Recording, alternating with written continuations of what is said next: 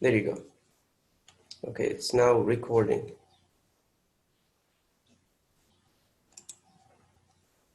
Yes.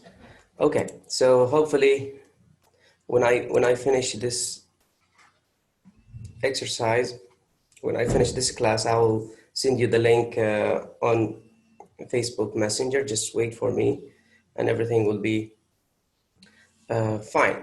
So introduction to literature. Sometimes people wonder what we mean by literature. You come across this word literature, literature, literature. But what does it mean? There are many, ways to define literature, in fact, and there is no specific way to define literature.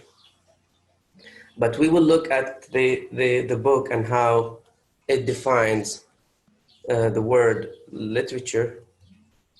But just give me a second so I can make some highlights. Okay. Now, if you look here,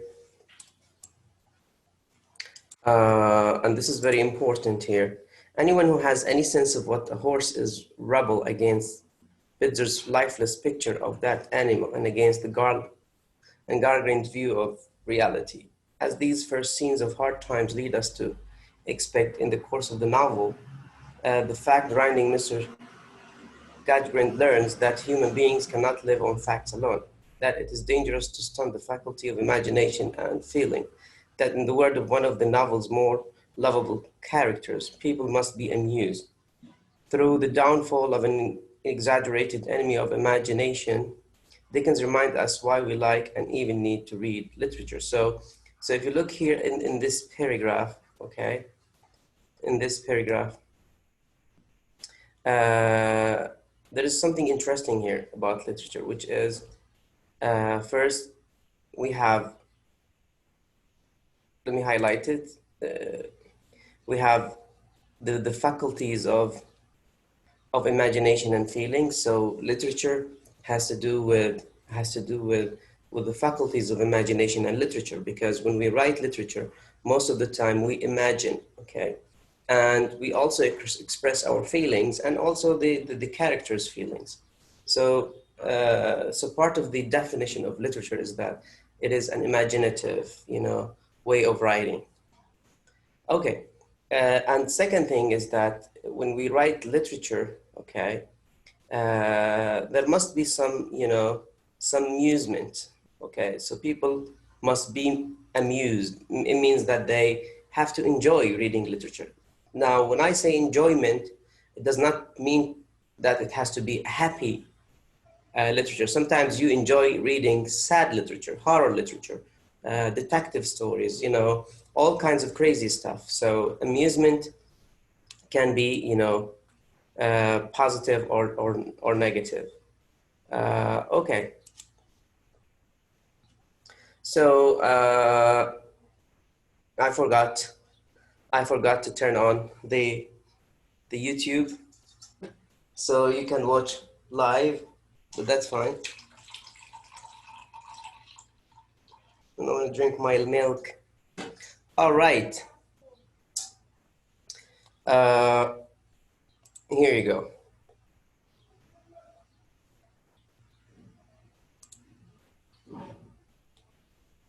Where is that?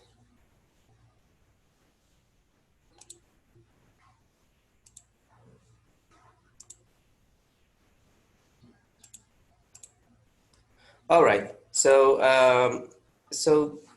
in general, we read literature. Okay, literature is something that has to do with imagination, with feelings and creativity, and also literature, serves to amuse people, to make people, be interested in what you are writing about. And this interest does not mean that you have to write happy or a funny story. No, sometimes you make people, interested in your work, but you write like, very terrible, not terrible, but like, let's say, horrible scenes that may scare some readers. Now here, this is another definition for literature here, which is, and I will read here, but what is literature? Before you open this book, you probably could guess that it would contain the source of stories, poems, plays you have encountered in English classes or in the literature section of the library or bookstore. But why are some works called literature, whereas others are not? And who gets to decide? The American Heritage Dictionary of the English Language offers a number of definitions for the word literature. One of which is, and this is, the definition of literature according to the American Heritage Dictionary, which is an imaginative, and here literature is an imaginative or creative writing, specially recognized artistic value. In this book, in this book, we adopt a version that defines by that def, we adopted a version of that definition by focusing on fictional stories, poems, and plays, the three major kinds of genre of imaginative or creative writing that form the heart of literature as it has been taught in schools and universities for over centuries. Okay, so here you have to understand that we have the word genre here. And what does genre mean? Genre here means kind. It means kind. Genre here means kind.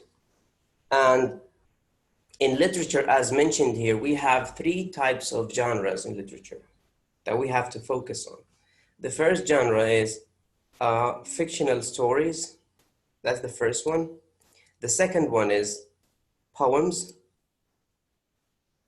And the third one is plays.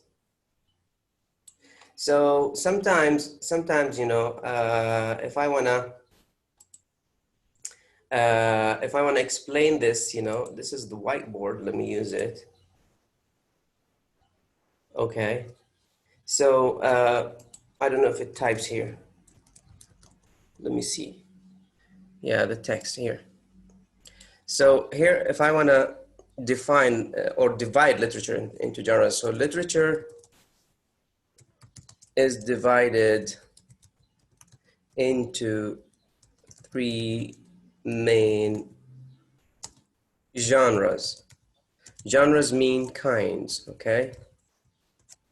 Okay, let me center this. I don't know how to center this, but here, yeah. Here you go. So three kinds of genres. Okay.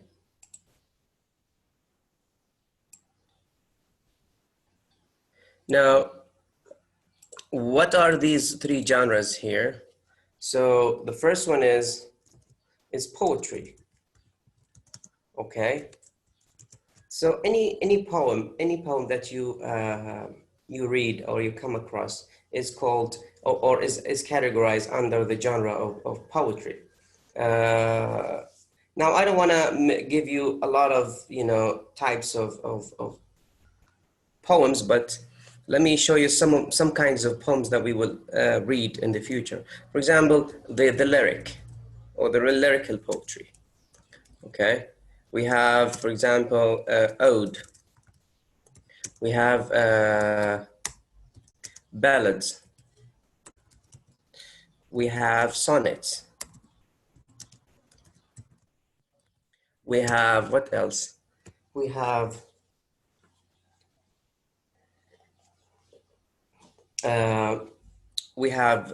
free verse poems. We have heroic couplets,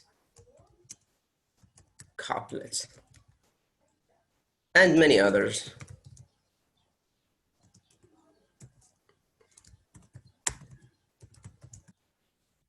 So these are some kinds of poems that we will read. So this is the first genre or kind of literature.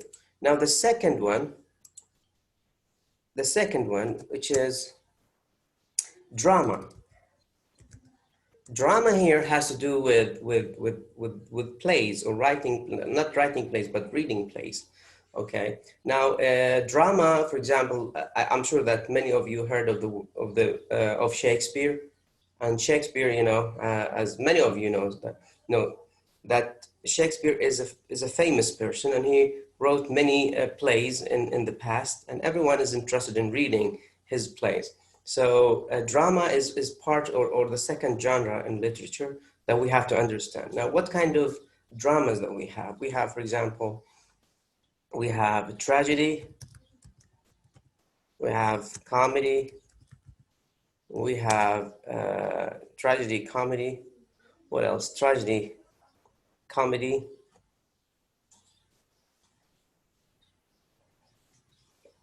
And we have also tragedy, comedy, and historical plays. So these are some kinds of drama that we have, and this is the second genre of literature. Now the third and the last one is here. Third one is fiction. Okay, or as the book mentioned here, it mentioned fictional stories. Now in fiction, we have many kinds. For example, we have novels.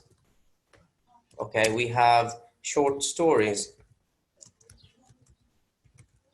We have novellas. We have, I mean, these are the main kinds, and also we have biographies. So these are some kinds of fiction. For example, novel. The novel is different from a play, and a novel is different from a poem. So here we have poetry, we have drama, and we have fiction, and these are the three genres of literature. So let me go back. I don't know if I can highlight all this. But let me see. Save. Okay, I saved it now. I want to delete this and go back to share screen. Here's the screen that we were sharing. Okay, so, and here, so you can understand why we have three genres here: fictional stories, poems, and plays. Okay, and let's continue reading. Many of the works we have chosen to include are already ones of the recognized artistic values, and thus belong to what scholars call the canon. A select, if much debated and if ever evolving, a list of the most highly and widely esteemed works. Though quite few of the literary texts we included are simply too new to have earned that status, they too have already drawn praise and some have generated controversy. So here he just, the author is talking about the canon, and the canon here, he's talking about the major works that we are going to discuss. Like, we cannot talk about every literary work in this course, but in this book, they choose certain works. And why they choose them? Because they are considered the canon, or the most important and well-known works in English, or in English literature. Certainly, it helps to bear in mind that with other have thought of literary work, yet one of the book's primary goal is to get you to think for yourself, as well as to communicate with others about what imaginative writing, and as you remember, we define literature as an imaginative writing, and artistic value. What do we mean by artistic value? Are or might be, and thus what count as literature. What makes a story or poem different from an essay, a newspaper, editorial, or technical manual? So here these questions, try to distinguish between what we consider as literary and what we consider as, just a regular writing, okay? Now, why we consider this a story and why we consider this just, an essay or a newspaper? It is because of the artistic value. Is it because of the imaginative writing here? So there are some questions that we will, try to answer. Now the next page here. Okay. I don't know if the font is good, but that's the best I can do. Okay. Mm-hmm. I just need to minimize this. Okay. All right. So Here, as you can see, um, again, we continue, talking about what makes literature literature. So what makes a published canonical story like Herman Melville, Butterby, or the Scavenger, both like and unlike the sort of stories we will teach each other day? What about the so-called oral literature, such as the fables and the folk tales that circulated by words of mouth for hundreds of years before they were ever written down, or published works such as comic strips and graphic novels that rely little, if at all, on the written word, or Harlequin romances, television shows, and the stories you collaborate in making when you play a video game. Likewise, how is Shakespeare's poems? My mistress's eyes are nothing like the sun, sorry. Both like and unlike verse you might find in a Hallmark card, or even a jingle in a mouthwash commercial. So simply here, this paragraph talks about, sorry,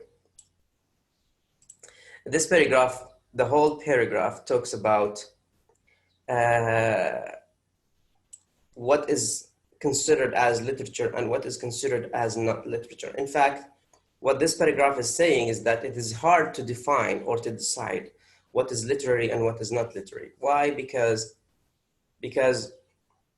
if you think that literature is imaginative and has artistic value, what about the stories that we hear from our parents and grandparents, for example? They tell us stories, the folk stories, right? So are they literature? Because they are imaginative and they have artistic value.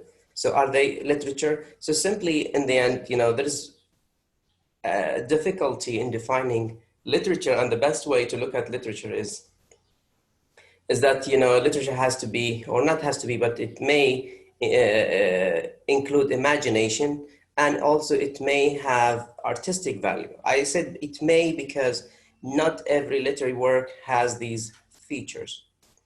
So the next paragraph here, it talks about literature departments offer courses in many of these forms of expressions, expanding the realm of literature far beyond the limits of the dictionary definition. An essay is a song lyric, a screenplay, a supermarket romance, a novel by Toni Morrison or William Faulkner, a poem by Walt Whitman and Emily Dickinson. Each may be read and interpreted in literary ways that yield insight and pleasure. What makes the literary way of reading different from pragmatic reading is, a scholar Lousy Rosbalt explains, and that it does not focus on what will remain after the reading, the information to be acquired, the logical solution to a problem, the actions to be carried, but rather on what happened uh, on what happened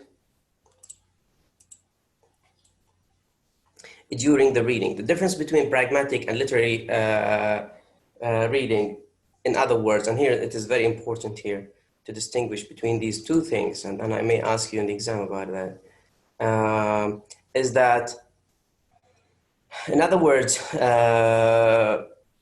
resembles or reading literature resembles the difference between a journey that is only about reaching a destination and one that is much about fully experiencing the ride. So the difference here between reading literature and reading any other work is that it's like two journeys that you have. One journey is that you want to reach your destination, so you want to reach the last point, or you want to arrive to the place that you're going to. This is called pragmatic reading. But the literary reading, you are going to enjoy the drive, okay? For example, if you want to go to your school to study, that's called pragmatic reading, because you want to reach the school and you want to study. But if you want to go and drive in the streets of Aqaba, or you want to go to Wadi Rum and enjoy the road and see the trees and the mountains and the beautiful stuff, this is called the literary reading. So that's the difference between literary, what we mean by reading literature, or reading literary, and reading pragmatically. In the page of this book, you will find cartoons, an excerpt from a graphic novel, song, lyrics, folk tales, and stories and plays that have spawned movies. Through this inclusiveness, we do not intend to suggest that there are no distinction among these various forms of expressions or between a good story, poem, a play, and bad one. Rather, we want to get you thinking, talking, and writing about what the key difference and similarities among these forms are and what make one work better example of its genre another. Sharpening your skills at these peculiarly intensive and responsive sorts of reading and interpretation is primarily purpose of this book and most of the literature. Okay, so here there is nothing important here. Another goal of inclusiveness is simply to remind you that literature does not belong in a textbook or a classroom, even if a textbook, classroom are essential means for expanding your knowledge of the literary terrain of the concepts and teachings and techniques essential throughout to thoroughly enjoy and understand a broad range of literary forms. You may or may not be the kind of person who always take the novel when you go to the beach or secretly write a poem about your experience when you get back home. You may or may not have taken a literature course or courses before, yet you already have a good deal of literary experience and even expertise, as well as much more to discover about literature. A major aim of this book is to make you conscious of how and to what end you might use the tools you already possess and to add many new ones to your tool belt. So simply here, what is he saying in this paragraph, this one, is that most of the time, most of the time people read literature for pleasure. So if you go to the beach, if you go to if you go from Amman to Aqaba, or if you go to any place, you'll find people having books and reading. So they are reading what? They are reading literature. So, and this is one of the misconceptions about literature that students have. Literature is something for pleasure, that you enjoy reading literature. I enjoy reading short stories, novels, poems, and all kind of stuff. And I don't know why students find it, a burden and a difficulty to read literature. Literature is for fun. It's for finding pleasure and joy. So in this case, yes, you study literature in classroom and as a textbook, but at the same time, there are some stuff that you will feel, excited about, and you will find pleasure and joy in reading literature. And that's what the book is about. Okay, so what does literature do?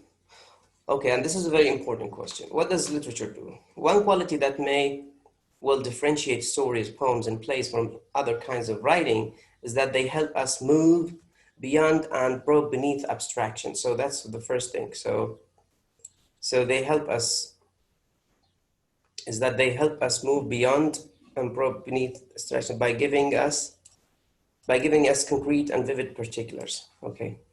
How? Because literature, allows us to go beyond the abstract world. So, for example, if I keep explaining to you the moon, you will not be able to understand it because it's an abstract. You don't have a clear image of it. But when you read a literary work about the moon, so this abstract thing will be actualized and will be, put into life, okay? And that's why, it is more concrete. It's more concrete rather than abstract. Rather than thinking about things, they bring them to life for us by representing experience, and so they become an experience for us.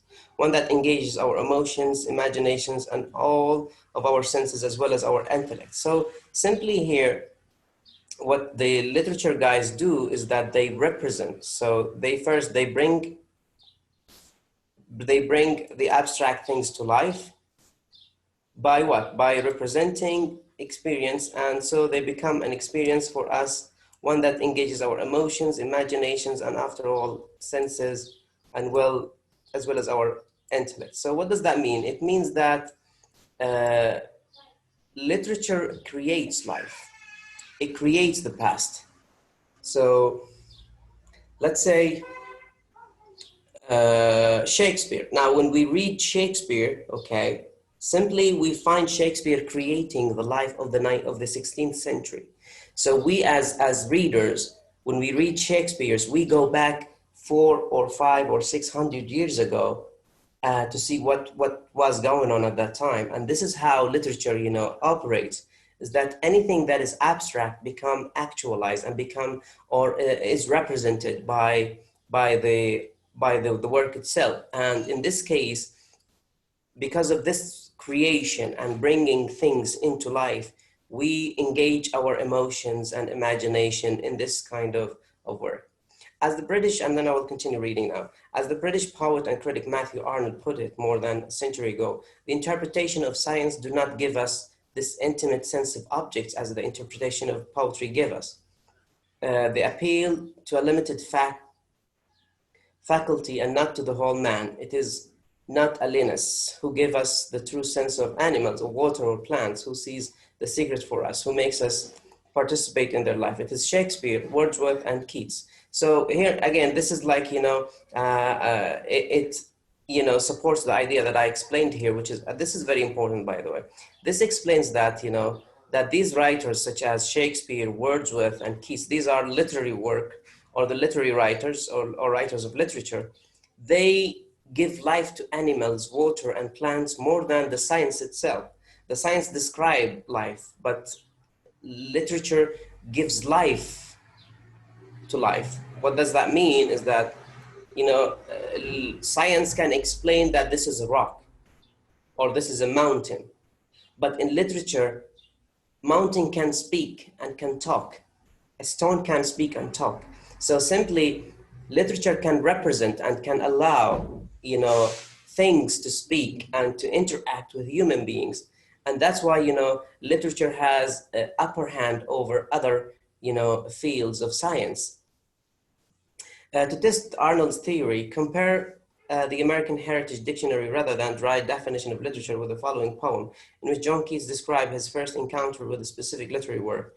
George Chapman, translation of the Iliad and the Odyssey, two epics by the ancient Homer. Okay, so,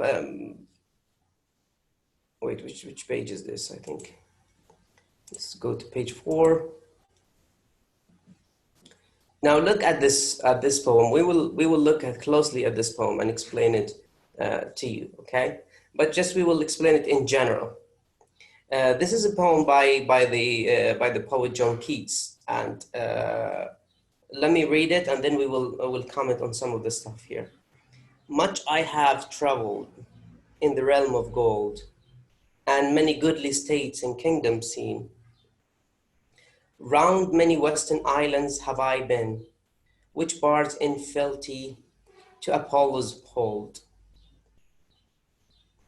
Oft of one wide expanse I had been told, that deep bode Homer ruled, abode Homer ruled as his dimensive. Yet did I never breathe its pure serene, till I heard Chapman speak out loud and bold.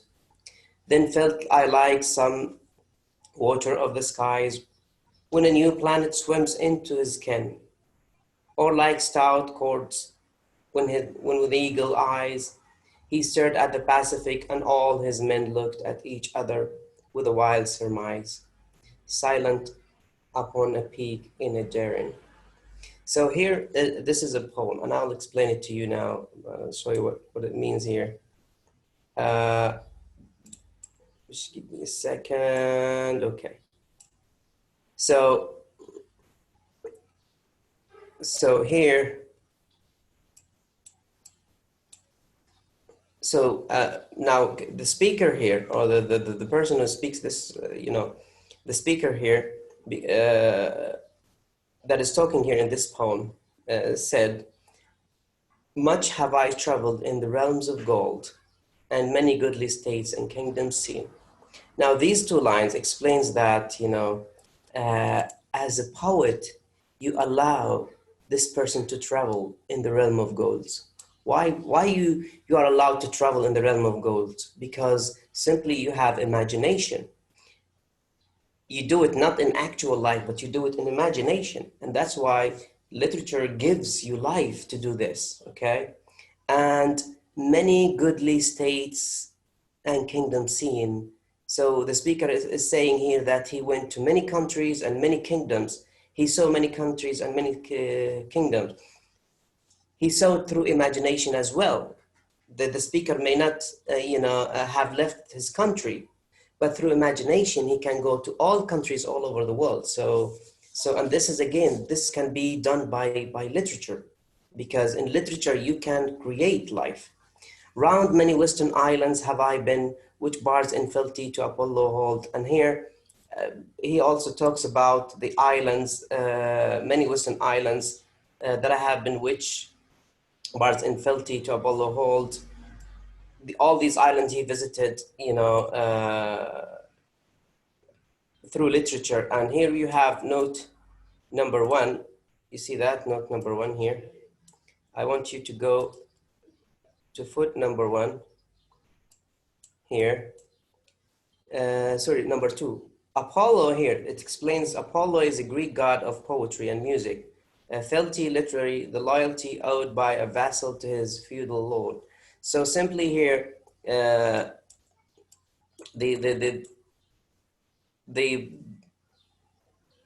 poem here, we have note number 2, explain who is Apollo. Apollo is a Greek god, okay? And he's a god of music and god of poetry, okay?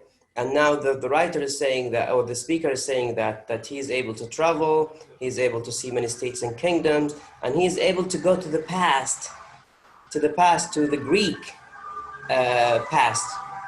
And this can be done only through literature. Literature is the only thing that can take you to the past. There is nothing that can take you to the past unless you are imaginative and use your imagination. And this is through literature. Again, the whole poem, I don't want to read the whole poem because the whole poem is focusing on how literature, has the power to create life and to take you beyond the actual life that you live in, okay? Through literature, like for example, me as a teacher, through literature, I can go to Barcelona now. I can go to Madrid, I can go to, Sydney, because simply I am imagining things and I can write things, but I can't do it in actual life because we are in the corona, virus age, and we cannot leave the country. So in actual life, you cannot leave the country, but in the imagination, you can do it. Okay, so here, this is an explanation. Okay, all right. I just wanna do something here. Let's see. No, just return. Okay. So Keats makes us see literature as a wild expanse by greatly developing this metaphor and contemplating it with similes likening reading to the sighting of a new planet and the first glimpse of an undiscovered oceans.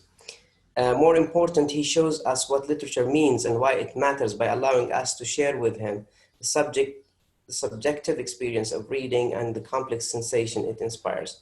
The dizzying exhilaration of discovery, the sense of power, accomplishment, and the pride that comes of achieving something difficult, the wonder we feel in those rare moments when we much anticipate experience turn out to be even greater than we had imagined. So these are some of the things that created by literature, is that we have this sense of power, accomplishments. We have this sense of power, accomplishment, and pride that comes of achieving something difficult, the wonder we feel, and those rare moments when we much anticipate experience and turn out to be greater than we had imagined it would be. So that's how literature affect us as readers, how it influences us as readers. Yeah. Okay, so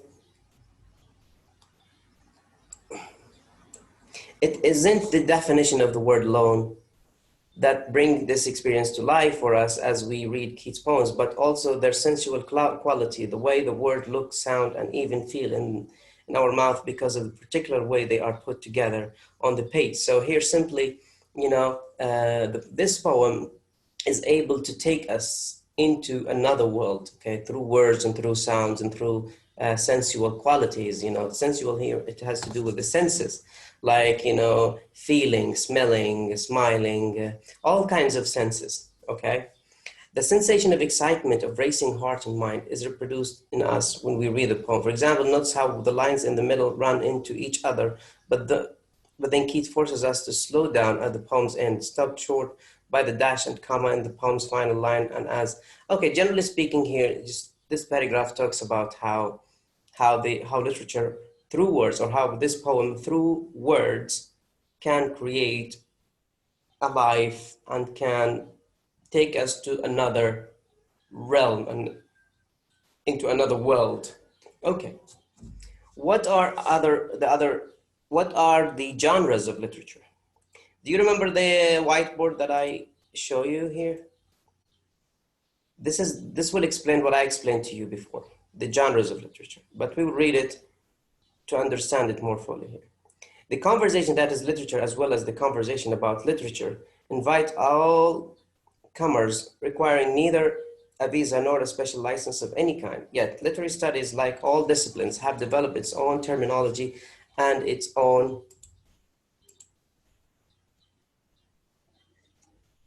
system of classification. Helping you understand effectively use both is a major focus of this book. Especially important terms appear in bold throughout and are defined in a glossary at the back.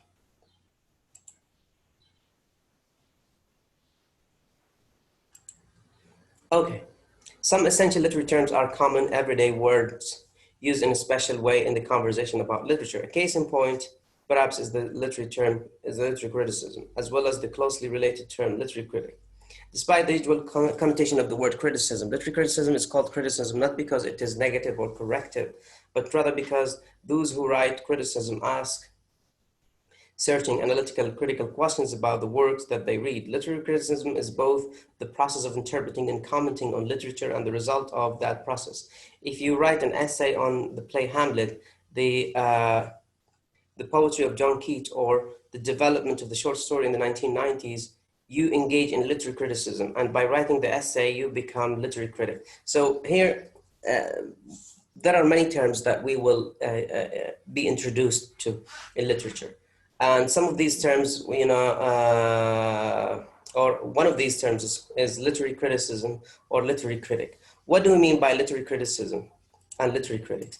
Here, as mentioned here in this paragraph, literary criticism does not mean negative or positive or corrective as you think, because you know the word criticism. When you say you criticize someone, it means that you negatively talk about this person. But in literature, literary criticism has different meaning. Literary criticism in literature means that you read the play, you try to understand it, you ask some questions, and you try to connect between the points, okay? That's what literary criticism. And when you do this, you become a literary critic. So simply, now you, the students of literature in this class, are all literary critic.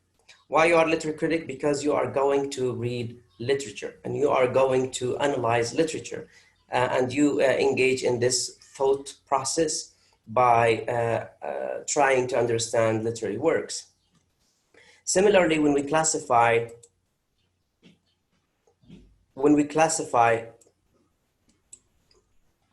works of literature, we use terms that may be familiar to you, but you have specific meanings in the literary context. All academic disciplines have system of classification or taxonomies, as well as jargons. Biologists, for example, classify all organisms into a series of ever smaller and more specific categories.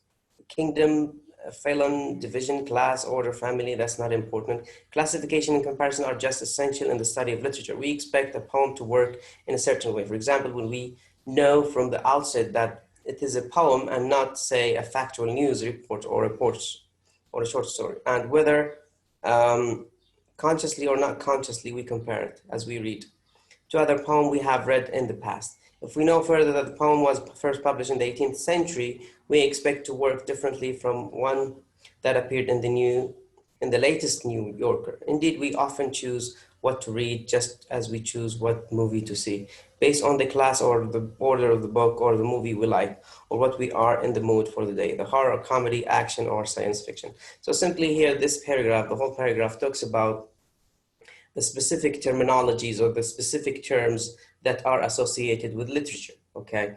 In every discipline, in every field, there are specific words and specific jargons and specific vocabulary that are used in this or that field. The same thing with literature. There will be some words and some definitions that we have to be familiar with in literature.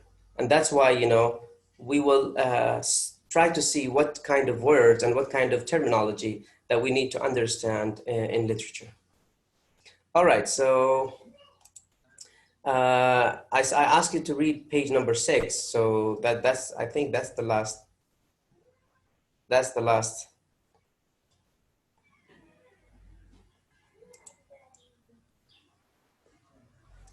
Yeah. Okay, just let's read the last line because it's connected to the next page. The way we classify a work depends on. Oh wait. Where did we stop? Yeah, here. Sorry, I jumped. I'm sorry. Page number 5. As these examples suggest, we generally tend to categorize literary works into two ways. One on the basis of contextual factors okay, especially historical or cultural context, that is when, by whom and where it was produced, as in 19th century literature, the literature of the Harlem Renaissance, American literature, or African American literature, or on the basis of formal textual features. For example, for the later type of classification, the one we focus on in this book, the key term is genre, which simply means, as the Oxford Dictionary tells us, a particular style or category of work of art, especially a type of literary work that characterized by a particular form, style, or purpose. Okay, now here there are two things that you have to understand, is that the classification of literature, when we categorize literary works, you can categorize them in two ways. Either you categorize them through history or cultural context, such as you say 19th century literature, 20th century literature, the literature of the Renaissance, etc. That's because you categorize literature based on history or cultural context.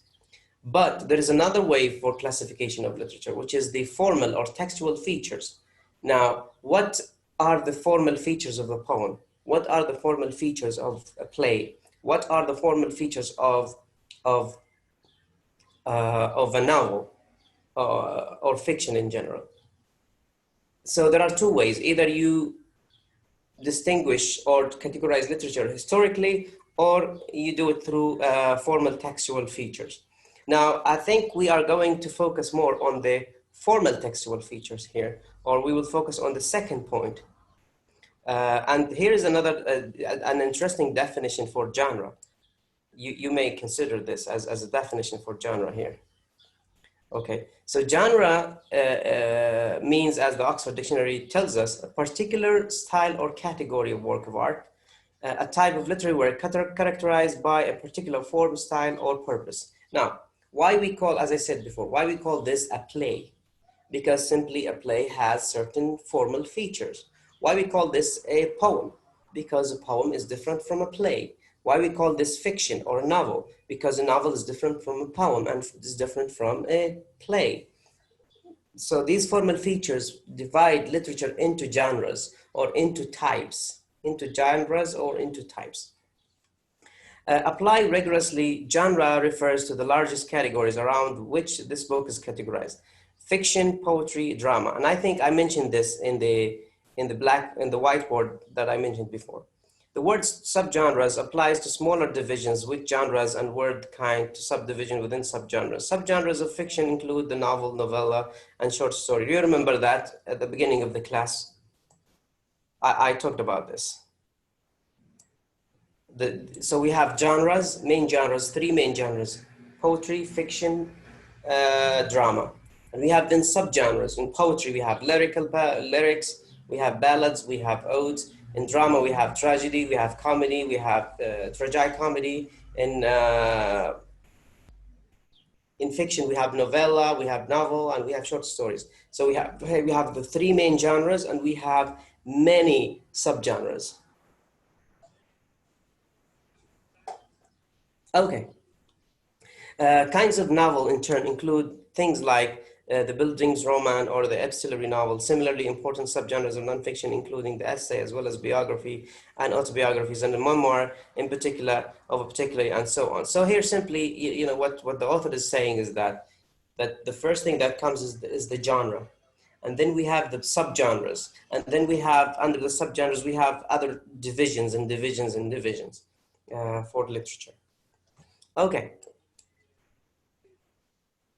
However, the terms of literary criticism are not so fixed and so constantly rigorously used as a biologist are. You will often see the word genre applied both much more narrowly, referring to the novel, for example, or even to the kind of novel such as the epistolary novel or the historical novel.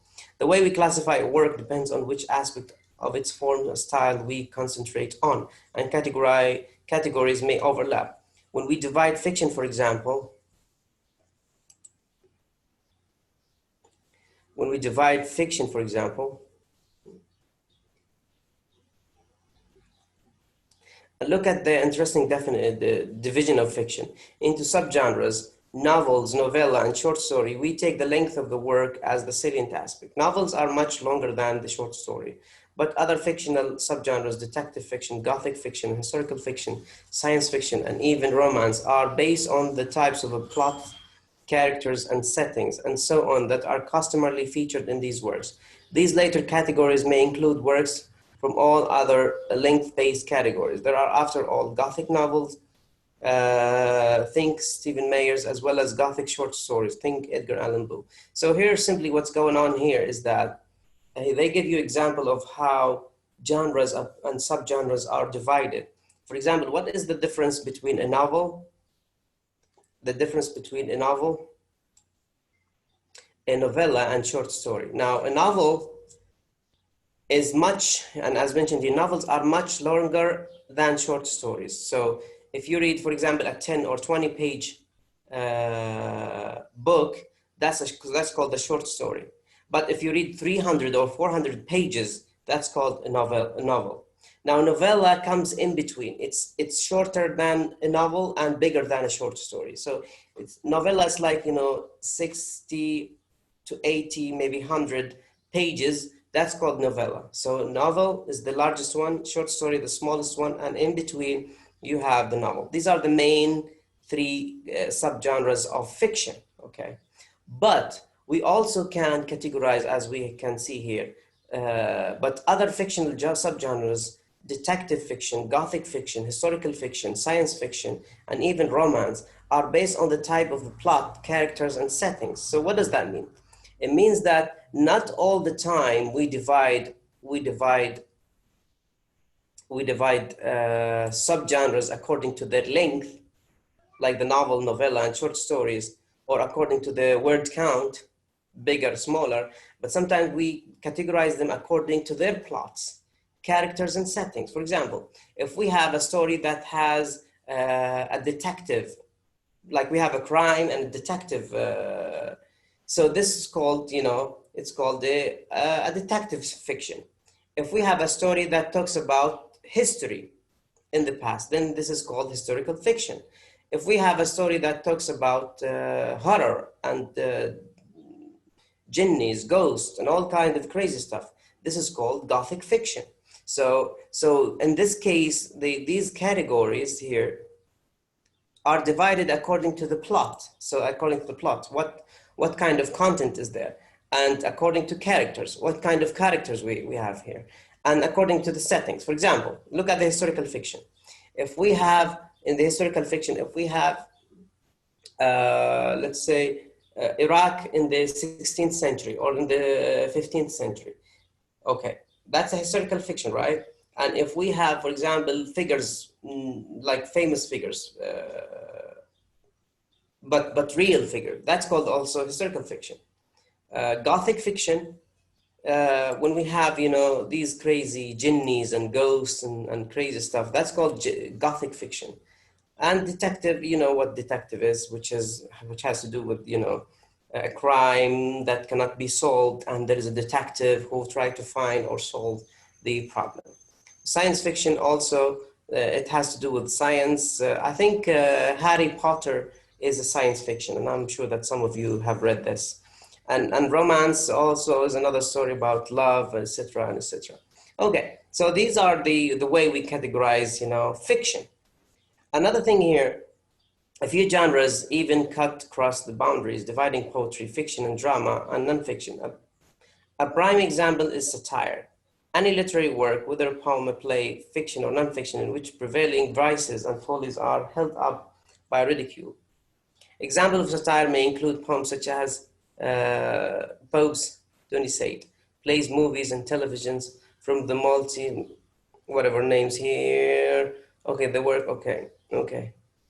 Three other major genres that cross the borders between fiction, poetry, and nonfiction are parody and pastoral and romance. So here, what is going on here in this paragraph is that there are few genres that can cut across the boundaries of poetry, fiction, and drama, and nonfiction. What does that mean?